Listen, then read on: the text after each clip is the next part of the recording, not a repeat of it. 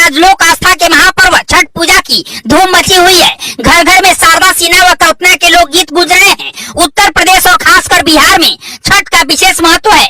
छठ सिर्फ एक पर्व नहीं बल्कि महापर्व है जो पूरे 4 दिनों तक चलता है। नहाई खाई से शुरुआत होने वाले इस पर्व की डूबते हुए सूर्य के अर्घ के साथ उगते हुए सूर्य को अर्घ देकर समापन होता है। ये पर्व साल में 2 बार मनाया जाता है, पहली बार चैत्र में और दूसरी बार कार्तिक में।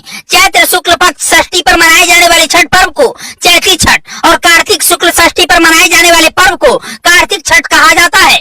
पारिवारिक सुख समृद्धि और मनोवांछित फल प्राप्ति के लिए मनाया जाने वाला ये पर्व ऐतिहासिक महत्व भी अलग अलग है। क्या है छठ की पौराणिक मान्यता और कब से हुई इसकी शुरुआत, इसके बारे में हम इस रिपोर्ट में बताएंगे। आप बने रहिएगा हमारे साथ ही कमेंट बॉक्स में जय छठी मैया लिखकर खबर को शेयर जरूर कीजिएगा। छठ पूजा की परंपरा कैसे शुरू हुई, इस संदर्भ में कई कथाएं प्रचलित हैं। एक मान्यता के अनुसार जब राम सीता 14 साल के वनवास के बाद अयोध्या लौटे तब रावण वध के पाप से मुक्त होने पर उन्होंने ऋषि मुनियों के आदेश पर राजसु यज्ञ करने का फैसला लिया। पूजा के लिए उन्होंने मृदुंगल ऋषि को आमंत्रित किया। मुद्गल ऋषि ने माँ सीता पर गंगाजल छिड़क कर पवित्र किया और कार्तिक मास के शुक्ल पक्ष की षष्ठी तिथि को सूर्यदेव की उपासना करने का आदेश दिया। इससे सीता ने ऋषि के आश्रम में रहकर 6 दिनों तक सूर्यदेव भगवान की पूजा की। सप्तमी को सूर्योदय के समय फिर से अनुष्ठान कर सूर्यदेव से आशीर्वाद प्राप्त किया था। हिंदू मान्यता के मुताबिक एक कथा और भी है कि छठ पर्व की शुरुआत महाभारत काल से हुई।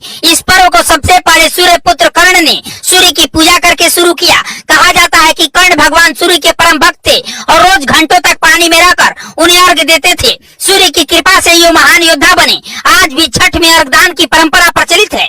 छठ पर्व के बारे में एक कथा और भी है। इसके अनुसार जब पांडव सारा राजपाट जुए में हार गए तब द्रौपदी ने छठ व्रत रखा। इस व्रत से उनकी मनोकामना पूरी हुई और पांडवों को सब कुछ वापस मिल गया। लोक परंपरा सूर्यदेव और छठी मैया का संबंध भाई बहन का है, इसलिए छठ के मौके पर सूर्य की आराधना फलदायी मानी गई है। इन कथाओं के अलावा एक और किंवदंती भी प्रचलित है। पुराणों के अनुसार प्रियव्रत नाम के एक राजा की कोई संतान नहीं थी। इसके लिए उन्होंने हर जतन कर डाले लेकिन कोई फायदा नहीं हुआ। तब उस राजा को संतान प्राप्ति के लिए महर्षि कश्यप ने पुत्राष्टि यज्ञ करने का परामर्श दिया। यज्ञ के बाद महारानी ने एक पुत्र को जन्म दिया लेकिन वो मरा हुआ पैदा हुआ।